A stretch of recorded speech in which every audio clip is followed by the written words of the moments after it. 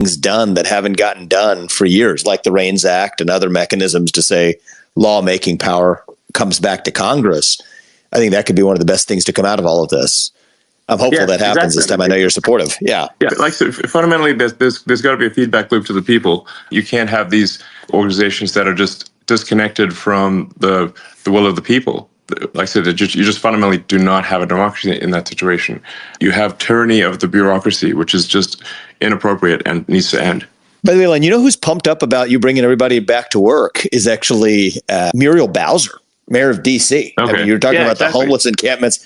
I talked to her maybe, last month or month and a half ago. And that's a Democrat. Doesn't matter. It's basically the base principle of A, self-governance, and B, saving money and making sure that our buildings aren't being infested by homeless invasion, but instead is actually creating a thriving capital, I think is shockingly a bipartisan idea if we give people the permission to come out as Democrats and say those things make sense, which I think we're seeing some of, which I think is cool. No, you're absolutely right. The lack of people showing up for work in D.C. has actually made D.C. look like a ghost town. In fact, parts of D.C. it looks post-apocalyptic in parts of D.C. because once people start coming to work, then the restaurants close down, then the stores close down, and then you just have boarded up stores and restaurants, and it destroys the small businesses in downtown D.C. Yeah, and there's a reason why people come to work and are more effective and more collaborative in one place. We're rediscovering, why do you have offices? Oh, it turns out there's a reason. And the president has made his will clear. Return to work. That's it. End of story. I think the first 2 weeks has been pretty massive. And if it continues at that rate, even if you think about one of the big economic questions right now is the 10-year treasury rates, right? They're going up. Bond markets don't like our national debt. If this is the pace of what cutting looks like presented in a coherent plan, I'm hopeful that bond investors and credit investors in the U.S. government debt can at least say, okay, this is positive progress, which actually will bring down not only the costs that you're cutting directly, but also our interest rate costs. Yes. And I think that's really when we hit a virtuous cycle here, which I think could happen soon. No, I agree. Actually, the bond markets do not currently reflect the savings that I'm confident we can achieve. And I'm giving a talk later this week with JP Morgan Chase and Jamie Dimon. And that'll be obviously a financial audience. And really to say, look, if you're shorting bonds, I think you're on the wrong side of the bet. It's basically... Seriously. Yeah, it's really basically the bond... There will be less debt needed as we stop wasting taxpayer money on crazy things. Whatever the $50 million for condoms to Gaza, which I suspect didn't actually end up being condoms in Gaza. That's a lot of condoms, guys. What is that? A super tanker of condoms? I mean, how many do you need? Oh my gosh, you guys! That's a real line item. He's like, is this fiction?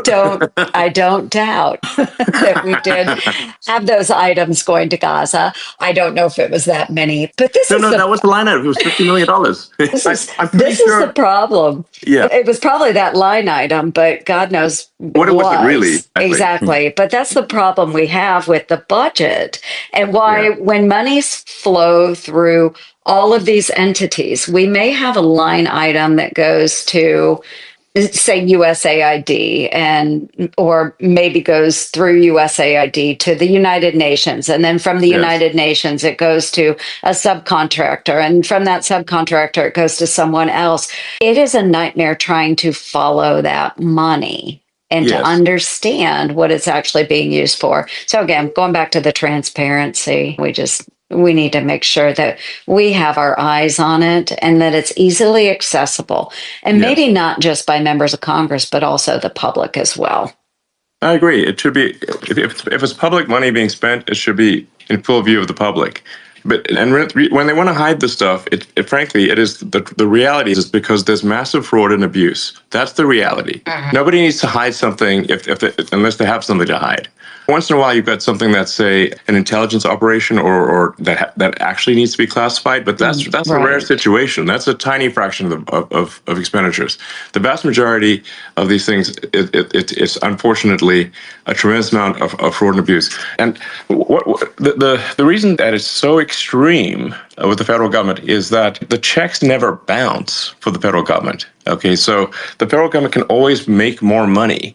And the problem is that in doing so, that's what creates inflation. Something that I really want to reinforce for people is that it's government spending that creates inflation. So when you see prices go up at the grocery store, it's because the government spent more money than it brought in taxes, increased the money supply, diluted the value of money, and made your paycheck be less valuable.